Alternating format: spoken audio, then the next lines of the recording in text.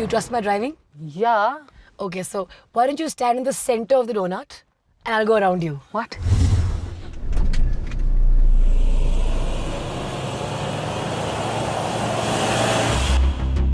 Ever since I can remember, I've had this undying urge to travel, like an unbound spirit within me, constantly urging me to explore new places. Every journey needs a companion. I had two. My customized Scorpio getaway named Super Milo that incorporated a heavy-duty modification wish list. And my friend Swati, who took time off from her daughter and law practice to join me.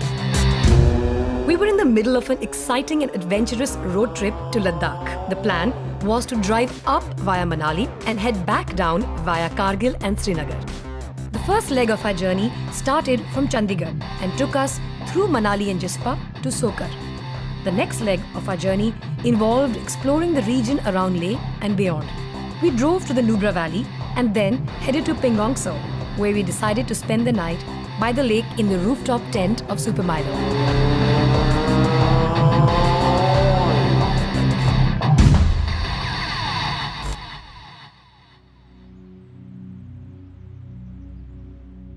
Packing sleeping bags is a real pain, by the way. I mean, the idea is to get them out of their bags without tearing them.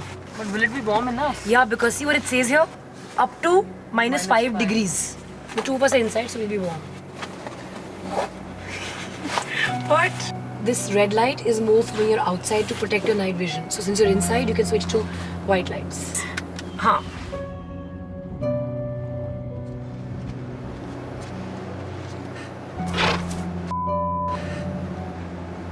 I think that's a Kiang grunting. Wait. It's all coming good.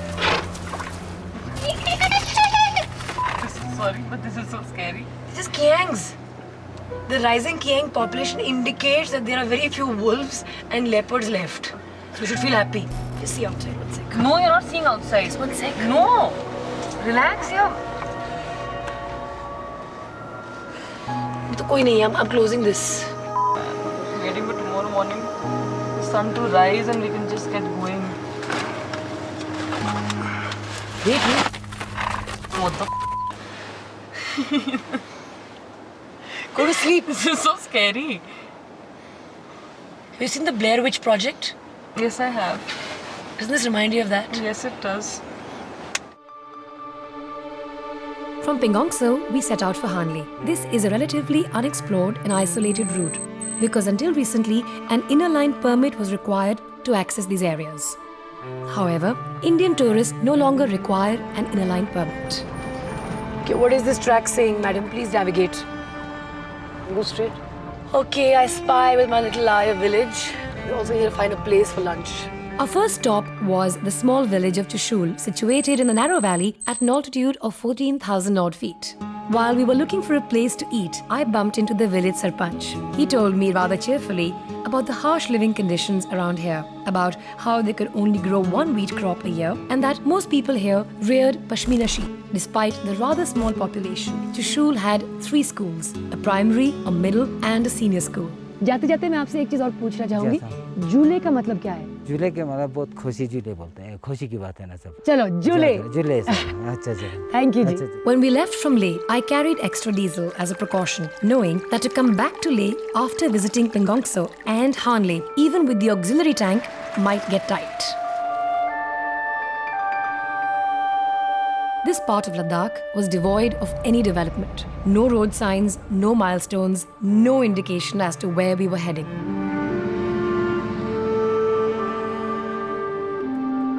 Rizangla is a pass where an epic battle was fought during the 1962 Indo-Chinese War. The memorial here is in memory of the 114 men who lost their lives defending their country. Being here is yet another poignant reminder of the sacrifices our armed forces have made and continue to make so we may live a better tomorrow.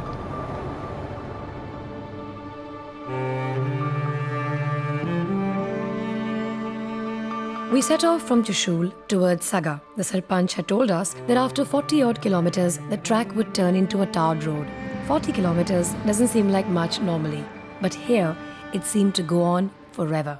One thing that this adventure has changed in me is that I enjoy going to the loo in the open more than the bathrooms now. Provided you can find like a place, I think we can.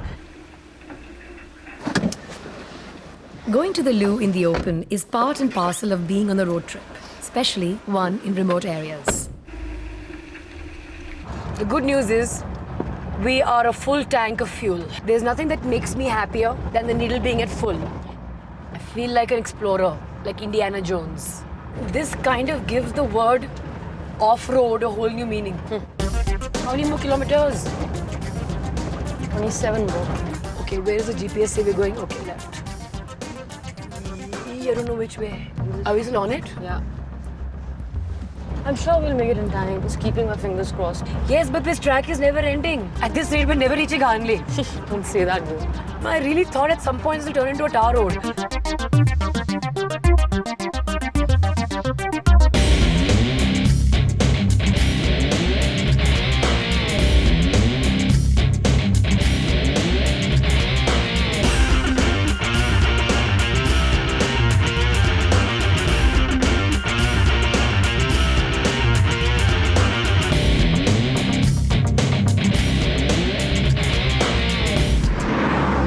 The moral of the story remains you must enjoy Whatever it is. Finally, at the Saga checkpost, we confirmed our route with the police.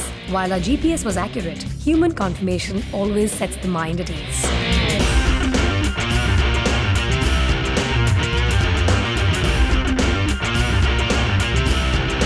This is the Loma Bend that everybody's been talking about. Connects us to the Hanle Basin. हाँ जी, entry करना है जी? Thank Thank you. you. After crossing the checkpost at the Loma Bend, we took a left towards the bridge. The Loma Bend refers to the almost L-shaped turn River Indus takes here as it abruptly changes direction. Wow, look, your favorite goats. Pashmina that too. Go meet them. They got scared. You make a sound and say No, they I'm saying, उनकी language आपको आती है तो उसमें गुस्सा वाली language use I was just saying, hi, be careful, there are other people, bad people around. Like Swati Malik.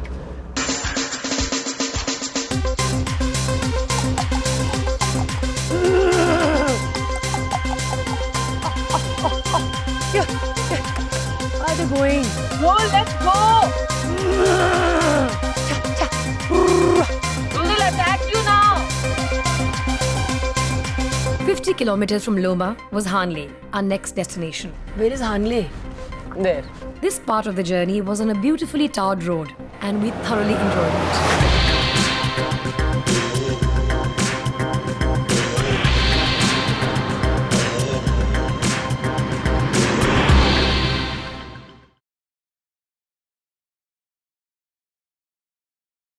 Hanle was like no place I'd seen before. Surrounded on all sides by mountains, this large plateau appears like a giant circular bathtub. Hanle is also home to the massive Hanle Gumpa of Drukpa Kagyu school built by King Sangye Namgyal. A footnote of Ladakhi history was written at Hanle when Sangye died here while returning to Leh from Tibet. Correct. So this is the contiguous land which joins Tibet. We met the head Lama who told us about the functioning of the monastery and the monks living and studying here. The highlight of the day was the head Lama offering us tea and biscuits, which was simply rejuvenating at the end of such a long day.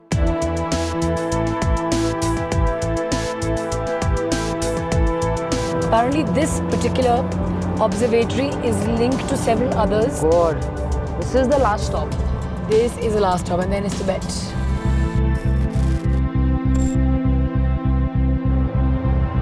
The Hanle Observatory is operated remotely with the help of a few station staff by the Indian Institute of Astrophysics in Bangalore.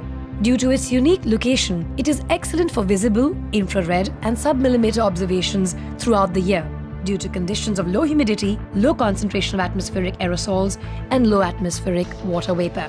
The observatory has a 2.01 meter optical infrared Himalayan Chandra telescope which is operated from Bangalore via a dedicated satellite link. There is also a high-altitude gamma-ray telescope in use. After seeing images of the Milky Way taken with the telescope, I felt compelled to witness it firsthand.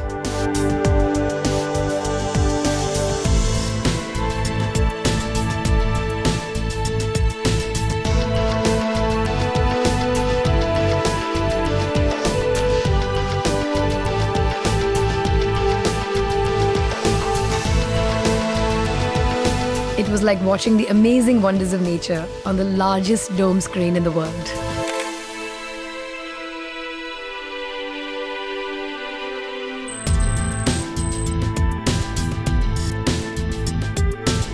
We came to know that the final lap of our journey wouldn't be completed. The Leh-Srinagar highway was closed due to severe floods. We were no longer going to be able to leave Ladakh via Kargil as planned. Had we been able to do this, it would have struck off one long pending item from my bucket list. We now had to head back to the Loma Bend and take a left towards Neoma, cross the Mahe Bridge and head to Sumdo and Puga before taking the track to Sokar via Pola Kongla. From Sokar, we would head to Pang via the More Plains and then to Sarchu, followed by Manali and Chandigarh. We were desperately in need of cheering up. So was Swati, as she too had got attached to the idea of ending our journey in Srinagar. Do you trust my driving? Yeah. Okay, so why don't you stand in the center of the donut and I'll go around you. What? Come on, Have you gone mad? be brave. Yeah. My steering is locked. I can't unlock it in the middle of the donut. Go stand in the middle of that. I'm going to make a donut around you. Come on, Swati. I think it sort of reinforces and reiterates that it's always about the journey. If you get fixated on the destination, then you might as well not travel. Of course. And also, I'm here because I thought, okay, let's just give everything a shot. I said to myself, I'll not say no to anything.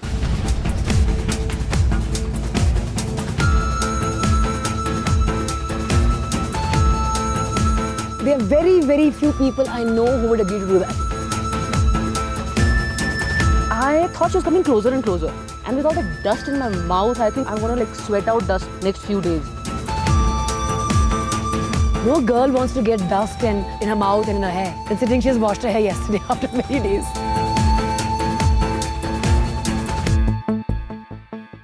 From Mahe, when you head towards Neoma, it is a completely magical valley. I have seen what I had never imagined would be true.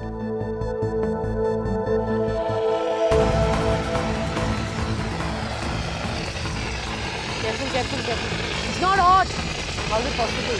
It's sulfur, I can smell. It's a sulfur spring. A hot spring is usually produced by the emergence of geothermally heated groundwater from the Earth's crust. This was a sulfur spring. The rotten egg smell a dead giveaway. Water from hot springs, or geysers as they are known when the steam gushes out, is very rich in minerals and is known to have medicinal benefits. We saw amazing meadows along the way, saw lots of kiangs, and were lucky enough to spot and photograph the migratory Brahmini shell duck, also known as the ruddy shell duck. Spotting the well-camouflaged blue sheep or bharil was a piece of luck. They climb sheer rock faces with ease. Something like Tom Cruise from Mission Impossible.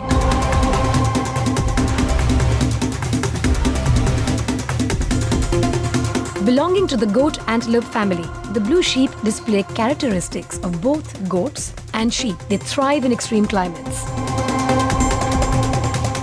When the blue sheep know they're being observed, they freeze and become immobile. Their slate grey color virtually melting into the rocks, and the observer has a hard time relocating them, something we experienced firsthand. We were just about to begin our climb to Pola Kongla when we spotted 3 army personnel on the track asking us for a lift. Their vehicle had broken down, and after walking almost 20 kilometers to make a phone call, they were now walking back to their vehicle. My army upbringing had naturally made me predisposed to anyone in olive greens, and not giving them a lift was out of the question.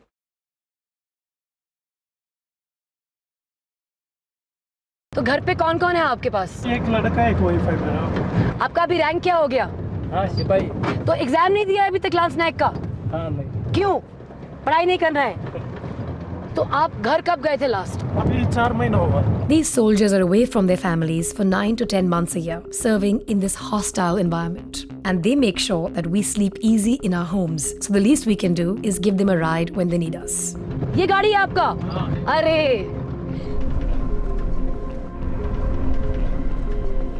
अच्छा जी, नमस्ते, जय हिंद भैया, जय Hind.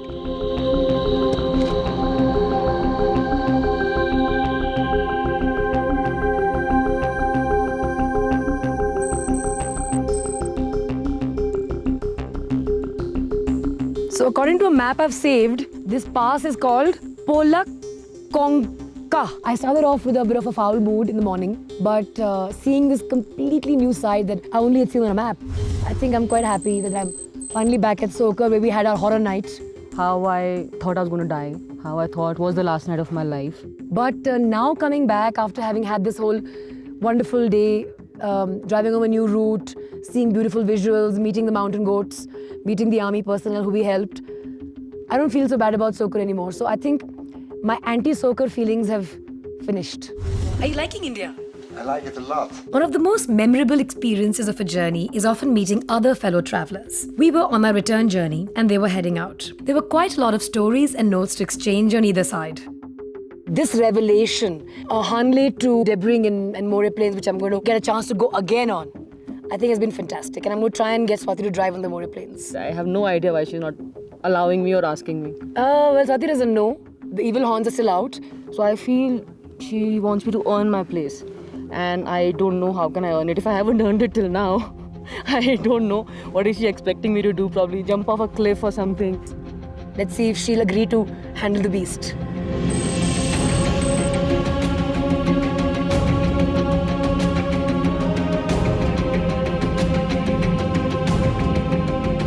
So there's a gully in front that's separating us from the road. Which I can see, yeah. And we have to cross that. Are you all set to off-road? We have been off-roading. No, as in off-road with you being in the driver's seat. And we've got these ladders on top. We'll place these ladders on the gully. Have you lost it? And drive the Have you vehicle gone over mad? it. Have you gone mad? You can't come on a venture trip featuring things like off-roading and not try our hand at off-roading. Come on, we're doing this. Chalo. No, girl. Yes. No. Yes.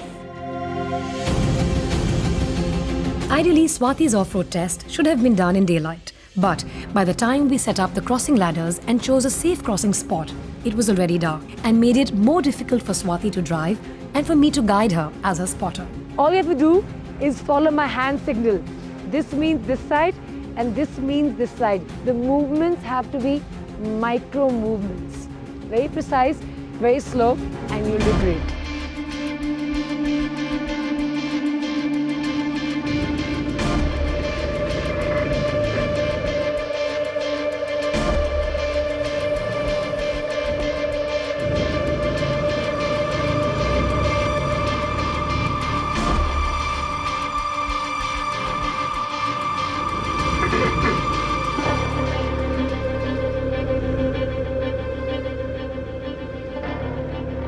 Are you sure I can do this?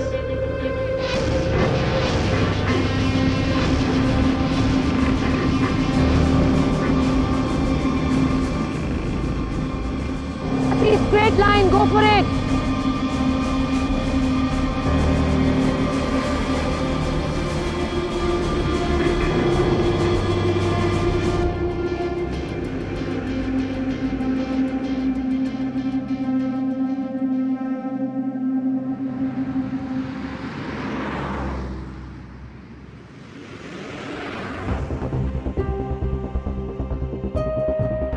It's my fundamental belief that road trips teach you so much about your co-traveler. And I think Swati has been by far one of the best co-travelers. And this includes my family and other friends. I think this road trip has brought us closer than ever before.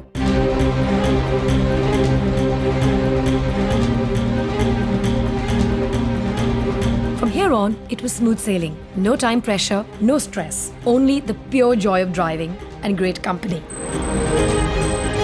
The river in Jispa was an ideal place to attempt water wading. And why not? We were, after all, in the tough and rugged Mahindra Scorpio. You can't wear your seatbelt. Water wading is the only acceptable time you can be without your seatbelt because in the event of a mishap, you save precious seconds getting out. So now that we've established the water isn't too deep, we go in and attempt water wading. Do wear your seatbelts for a safe drive.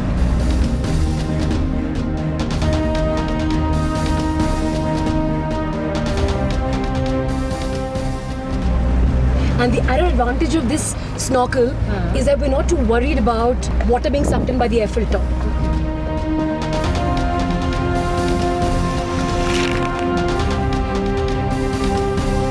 We were heading back with a lot of memories. Soon, Swati and I would part ways. she would return to her life and share her adventure stories. But my story was far from over, especially when it was missing closure. Normally, I attract animals like a magnet. They come to me. They come and eat from my hand. I'll eat them for you, yeah? I know none of them are coming to her. Eat the yaks or horses. Well, you know they won't eat from you. That's a wastage of time. Shouldn't be your last attempt.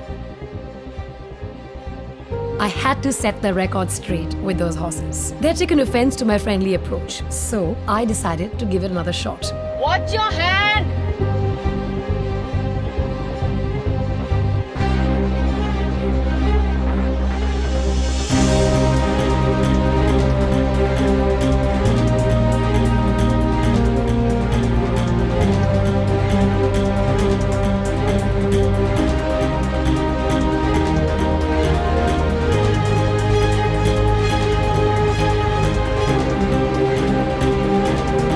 When we started, it was just the two of us on a road trip. But over the course of the journey, we grew closer, and I couldn't have imagined a better co-traveler than Swati. It was time for Swati to leave her mark on Super Milo.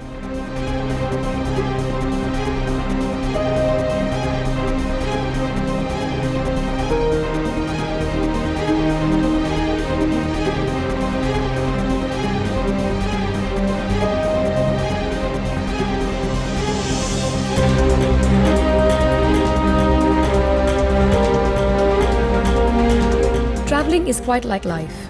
You know you're in transition. You know the journey is not permanent.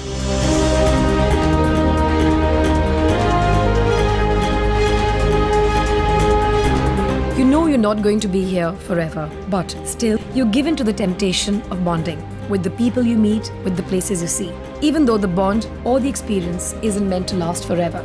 Eventually, you realize, be it life or traveling, the final lap is what you do alone, and that the journey is always more important and enjoyable than the destination.